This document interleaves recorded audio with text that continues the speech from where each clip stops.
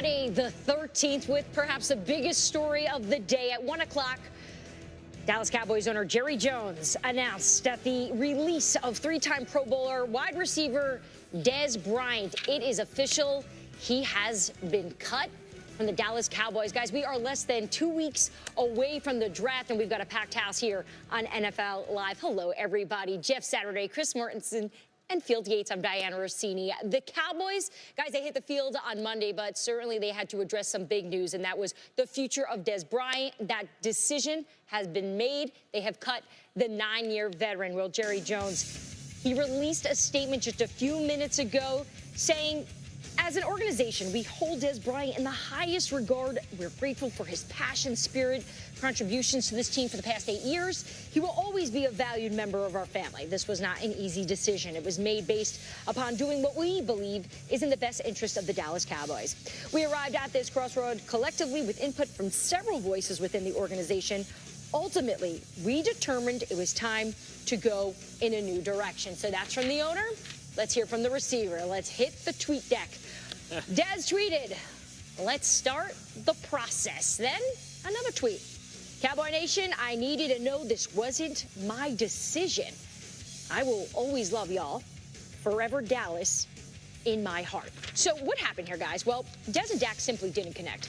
Prescott barely completed half his passes to Bryant over his career, averaging a full yard more per attempt to other receivers since the start of 2016. But it wasn't just Dallas wideout Dez who didn't stack up to. The 52% completion percentage between Dak and Dez is the worst of any quarterback receiver combo in the league. That's a strong stat right there, and that certainly tells you the story. So our senior insider, Chris Mortensen, on the desk. And Chris, you're in touch with all parties in this. You've been all over this story.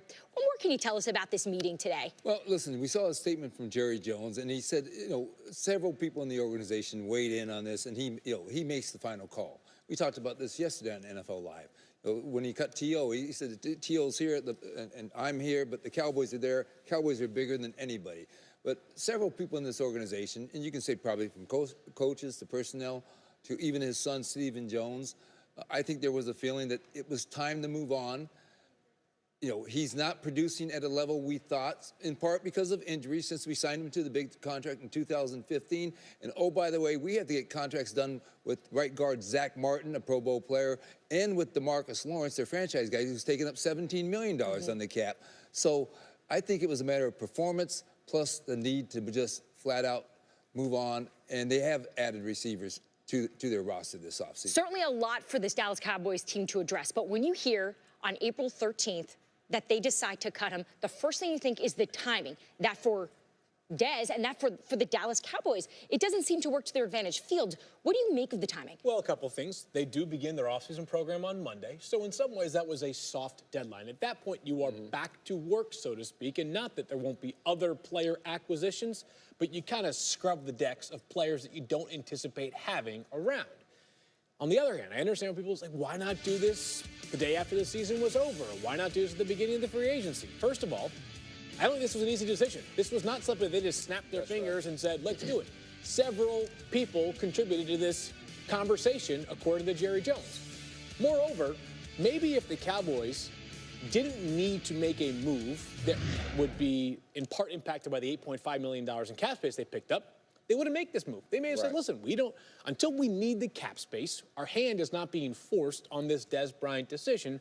I think it's all of those factors in sum lead to the timing of this release. Yeah, this was a domino effect. I couldn't agree more, right? And to Field's point, this is the business decision made by the owner and basically the organization as a whole of, hey, we need cash, this is what we're going to do. This is the worst part of the business, but this is the business of football. You're being paid as a one. You got a $16 million plus cap number.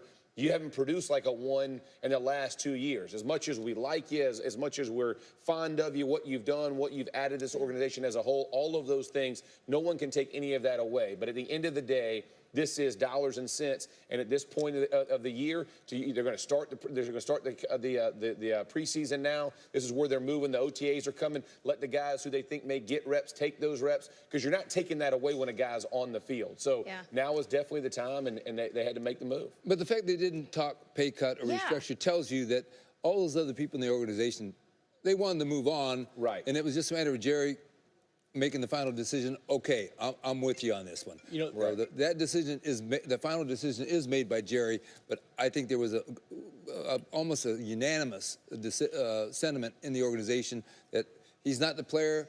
He doesn't fit us right now.